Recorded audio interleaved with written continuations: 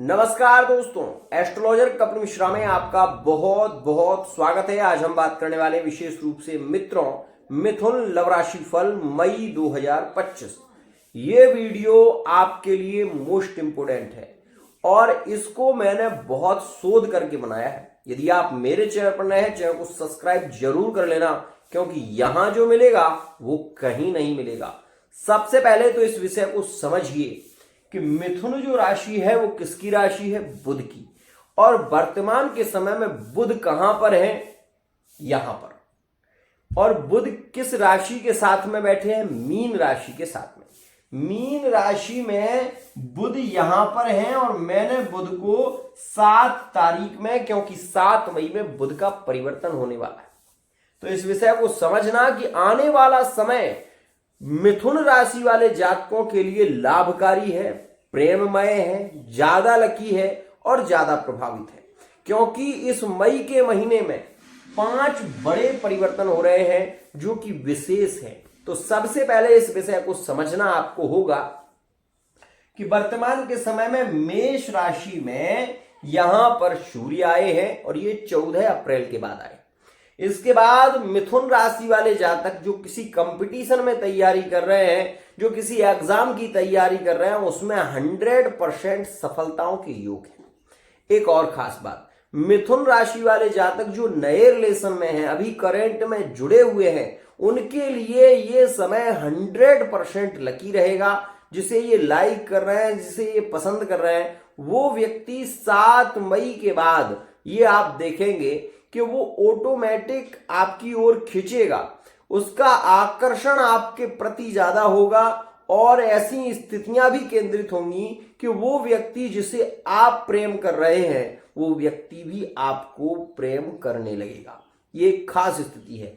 Living relationship में वर्तमान का समय भले ही नेगेटिव चल रहा है आपका, आप ये देख रहे हैं कि पार्टनर कभी बहुत प्रेम से बात कर लेता है तो कभी बात ही नहीं करता, ये चीजें वर्तमान में देखने को मिलेंगी। लेकिन घबराने की जरूरत नहीं है, टेंशन लेने की जरूरत नहीं है। क्यों ये हो रहा है उसे समझो। दूसरे भाव में ये क्या है? मंगल है। मंगल दूसरे भाव में जब आएगा तो मिथुन राशि वाले जातक थोड़े से हठी, थोड़े से जिद्दी होंगे, ये बात मान लो।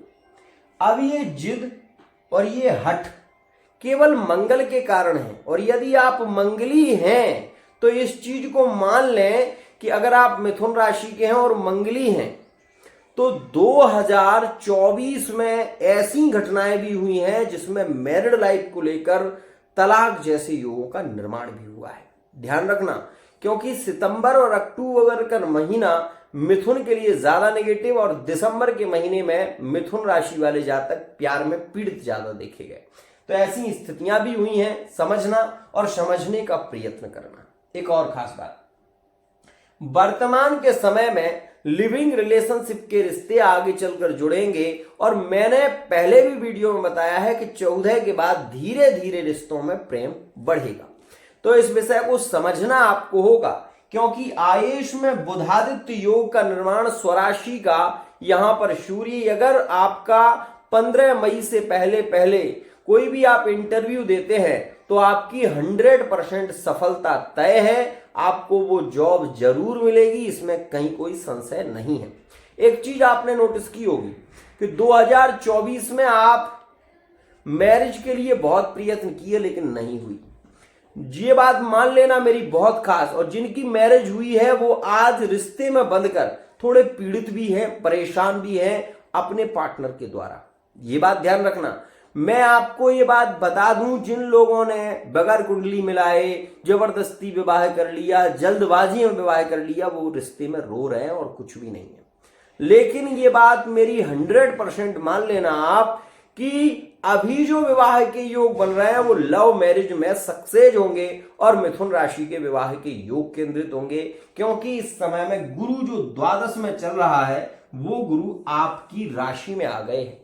तो ये सबसे सुनहरा अवसर है मिथुन राशि वाले जातकों के लिए। मिथुन के लिए ये समय 100% लकी है। एक और खास बात, जो लोग मिथुन राशि के हैं और राजनीति में जुड़े हुए हैं तो आप ये देख रहे होंगे, आपने देखा होगा कि राजनीतिक क्षेत्र में मिथुन राशि वाले जातकों ने महारत हासिल की है।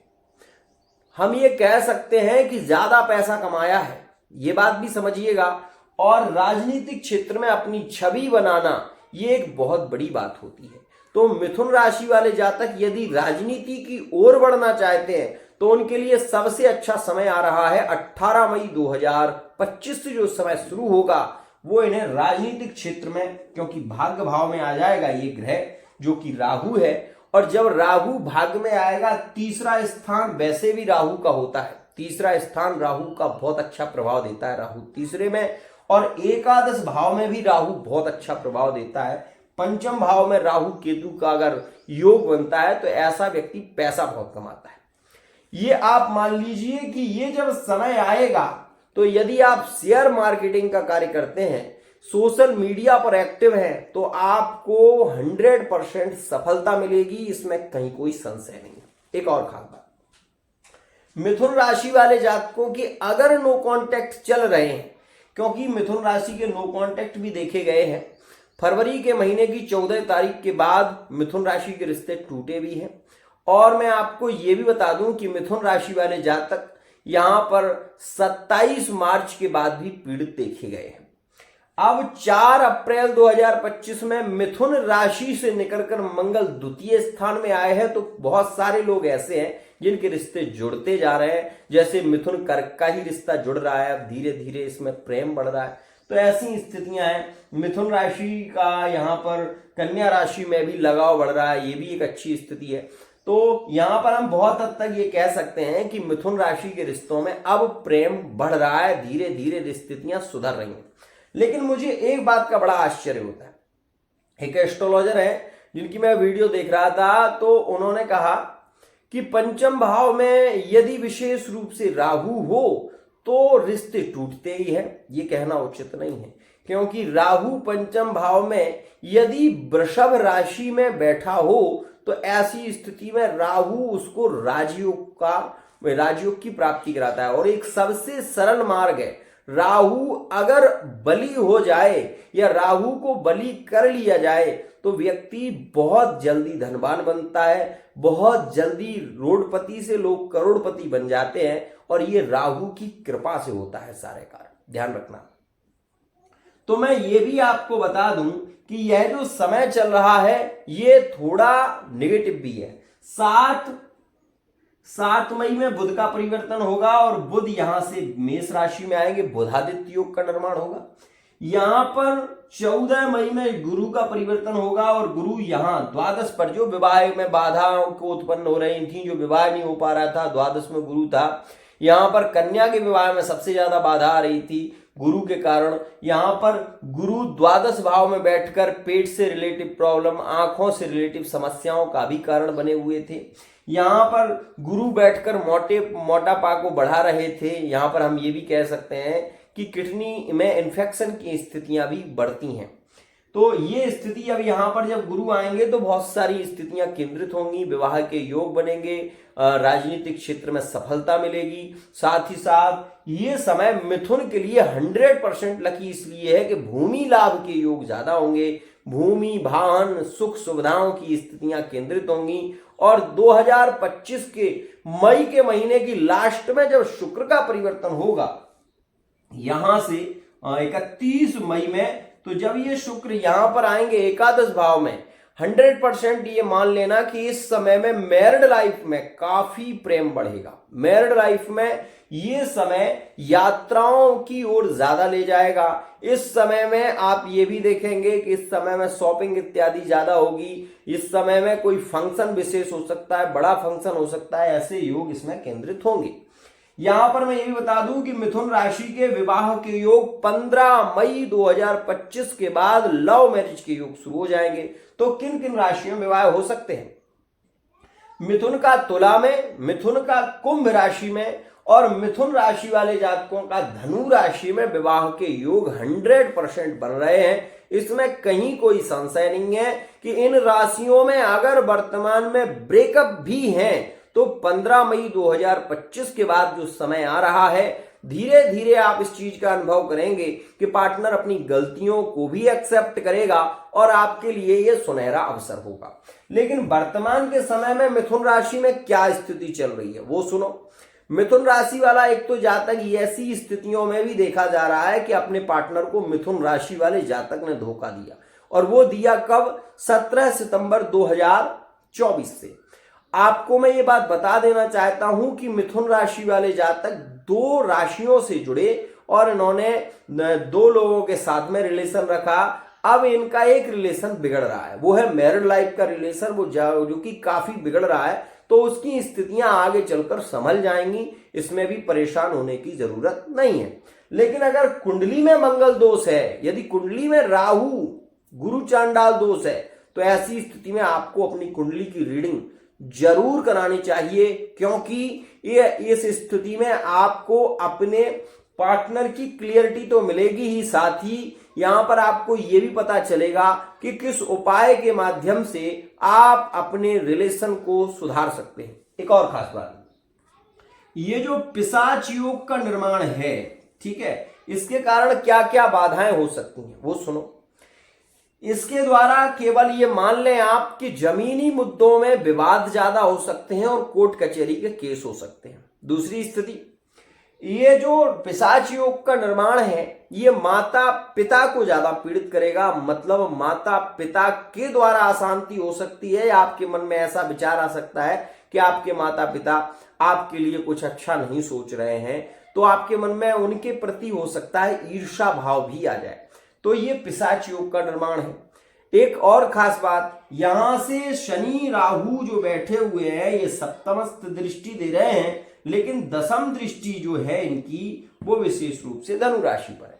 तो सप्तम भाव पर शनि की दृष्टि जब रहती है तो विवाह में भी ये बाधा देते हैं। अगर आपकी कुंडली में ऐसा कोई योग है, अगर आपकी कुंडली में मंगल दोष है या शनि से रिलेटिव शनि नीच का बैठा हुआ है, तो उसके लिए आप कुंडली की पर्सनल रीडिंग कराएं, क्योंकि इसके लिए आपको पहले यह जानना होगा कि आपकी कुंडली की दशा क्या कह रही है और दशा के अंतर में जो ग्रह है क्या वो आपके संबंध को स्वीकार करता है या फिर वो संबंध को तोड़ रहा है। कई बार आपने इस चीज का अनुभव किया होगा। मैं अभी कल ही एक रीडिंग कर रहा था तो उन्होंने बताया कि गुरुजी मैं मिथुन राशि, विशेष रूप से मिथुन राशि है, तो मेरी कुंडली की स्थिति क्या चल रही है। तो मैंने तो उन्हें केवल इतना बताया कि आपकी कुंडली में मंगल शुक्र के साथ में बैठा है, एकादश भाव में है, आपके पति किसी अन्य रिलेशन में भी है और वो आपके प्रति ज्यादा विवाद होता है, लड़ाइयां होती हैं तो पार्टनर हाथ उठा लेता है, मारने के लिए तैयार हो जाता है।